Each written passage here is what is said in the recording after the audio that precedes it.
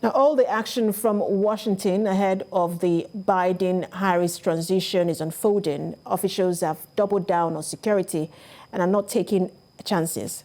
Not only is this unprecedented, it drives home the focus of a unifying speech as Joe Biden takes his oath of office.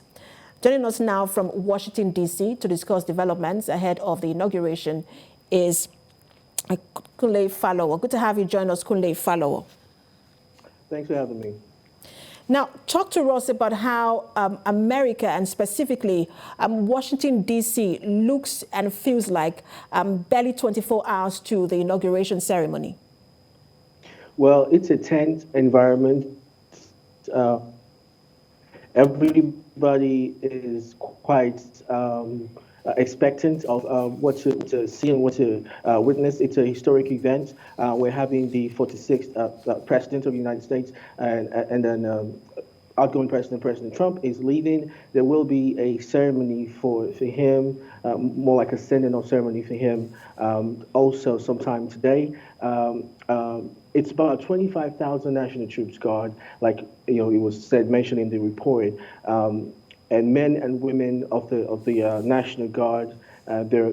They've been there for a couple of weeks now because of the previous insurrection at the Capitol, which we witnessed on the 6th of January. Having said that, it's quite a tense environment because of the insurrection, but we are hopeful that the security operatives, the FBI, and all the security operatives are up and doing.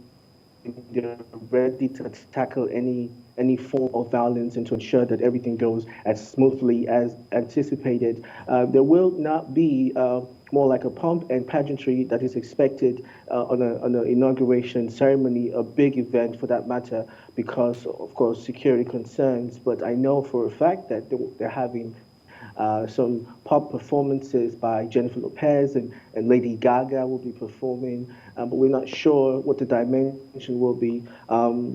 There are concerns also that some Trump fans might want to infiltrate and try and cause a little bit of chaos at the event, but the security operatives are ready to tackle any form of security concerns.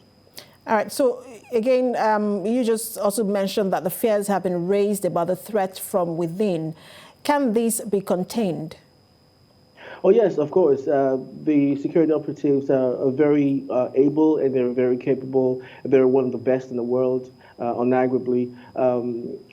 Because of what happened, which is very unprecedented, which is a word that we always use because of the outgoing president, there are very strong measures put in place.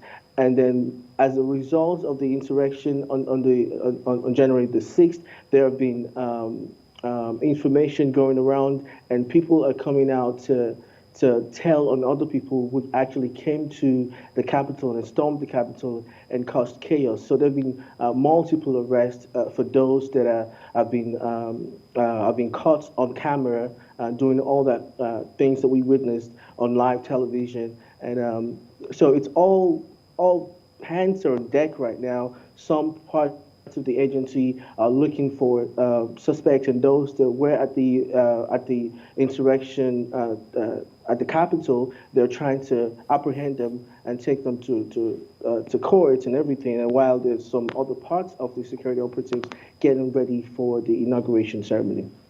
So looking at all the pictures we have seen of the U.S. Capitol, we've seen barricades, we've seen blockades, and we've also seen the reinforced presence of security officials.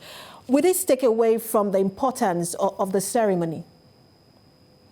Well, it wouldn't really take anything away. The last inauguration ceremony they had with President Trump, they had over 8,000 National Guard troops and security operatives, and because of the security concerns, again, for this particular event, and because of the rhetoric that's been penetrated and perpetrated by the White House and the outgoing president about stealing the election, it has caused a little bit of tension in the polity, but it's a necessary mechanism to put the security operatives in place just to avoid any form of problem.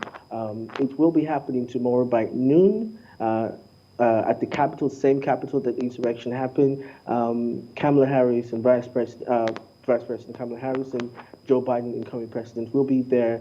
And they had said that they wouldn't be indoors, they'll be outdoors doing what they're supposed to be doing. They're not scared of their lives. They wanted to send a clear picture that, yes, America is strong and we're not afraid of any form of domestic terrorism or domestic violence. So you made a key statement that America is strong, but that was until the insurrection, and many now see that, look, again, there is also the COVID-19.